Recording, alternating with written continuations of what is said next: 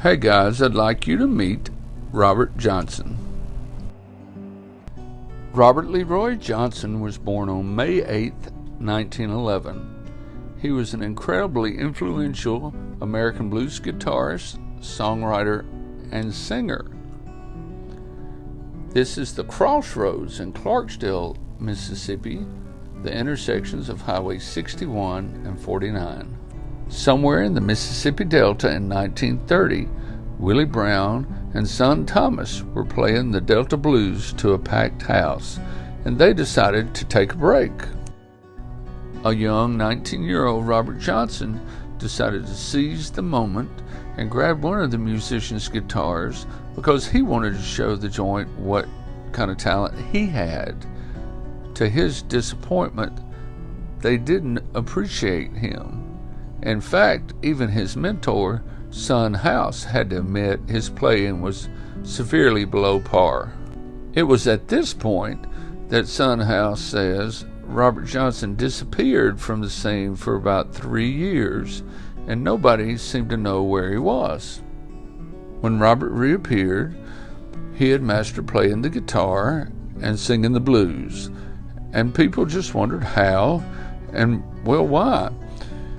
One local musician remarked after a show one night, "It's almost like he sold his soul to the devil." And from there, the legend was born. Robert was walking along Highway 49 in Clarksdale one night when he came to the intersection of 49 and 61. There he met a man who asked him what was troubling him so, and he told the man he needed to learn how to play and sing the blues.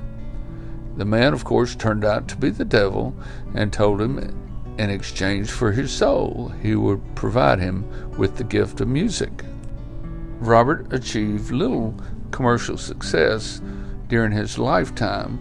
In fact, he only had 2 recording sessions, one in San Antonio in 1936 and one in Dallas in 1937.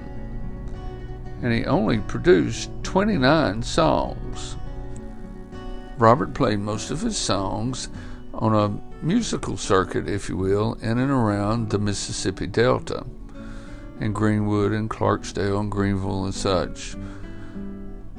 And not very much is known of his life, which of course leads to lots of rumor and speculation. This is a not so good picture of the last place Robert Johnson played live. The juke joint is that kind of gray building behind the general store you see pictured here. This was just outside of Greenwood. We've been riding towards Star of the West Plantation outside of Greenwood, which is the place where Robert Johnson is said to have passed away, or one of the places. If you've noticed the sky as we've been making our way here, you're witnessing a thunderstorm blow across the Mississippi Delta. It is said that a jealous husband poisoned Robert the night of his last performance. The ill musician was brought into part of the servants' quarters where he had stayed a time or two, and he was laying down to rest. Well, of course, the next morning they found him dead. This is present-day Star of the West Plantation. Well, Robert was found dead early in the morning, and by noon he had been buried. This is a copy of his death certificate, and it's even kind of confusing as to what really happened. We know they rounded it up a jake-leg preacher, and around noon they said a few words and chunked him in the ground. They had a need to get him buried quickly because, well, it's hot in Mississippi around that time of year.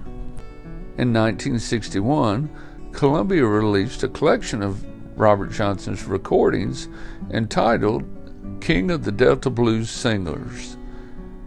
It's credited with being an incredibly influential piece of work. Modern musicians such as Keith Richards, Bob Dylan, and Robert Plant have all said that Johnson's musicianship and creativity with lyrics were key influences on their own works. In fact, Eric Clapton has called Johnson the most important blues singer that ever lived. You've been looking at the first of Johnson's markers, placed at Payne Chapel Missionary Baptist Church by an Atlanta-based band called the Tombstones. They acted on information given by a supposed girlfriend of Johnson's. This was not Robert's grave.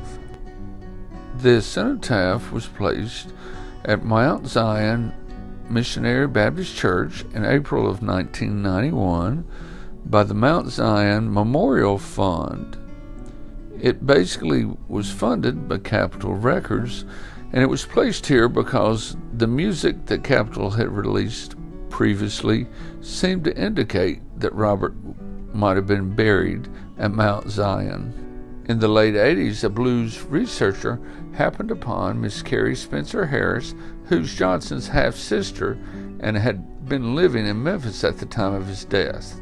Miss Harris told the researcher that when she learned that Johnson had been hurriedly buried in a homemade casket, she hired the only African-American undertaker in the area to reinter his remains in a higher quality casket.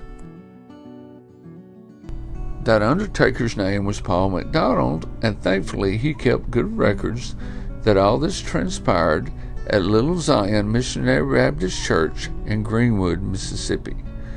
Of course, you've been looking around the grounds of Little Zion for a while now. Around the year 2000, further support for Little Zion being the burial site was obtained from a lady named Rosie Eskridge. Her husband, Tom, actually dug Robert Johnson's grave. She not only could identify a guy named Jim Moore as being at the funeral, well, he's listed on the death certificate as an informant. She also identified the exact spot of Mr. Johnson's grave.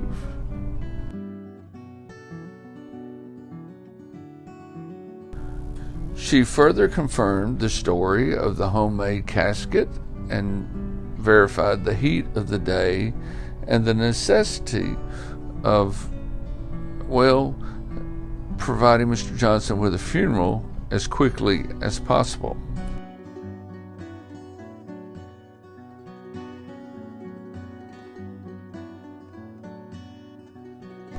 We're standing behind Robert Johnson's grave, looking out across the cemetery and across the Mississippi Delta, walking around the little box where you can leave contributions to help provide for the upkeep of the site.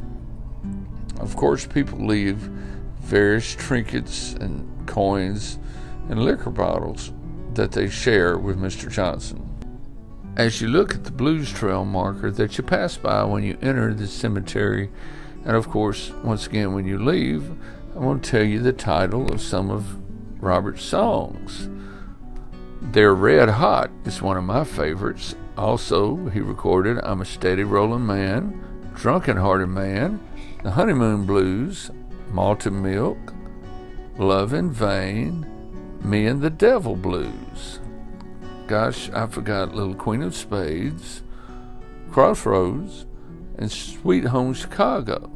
There's so many that I'm afraid I'm going to leave one really good song title out, and they're all, they have kind of a haunting mysticism about them, and they're just incredible pieces of music.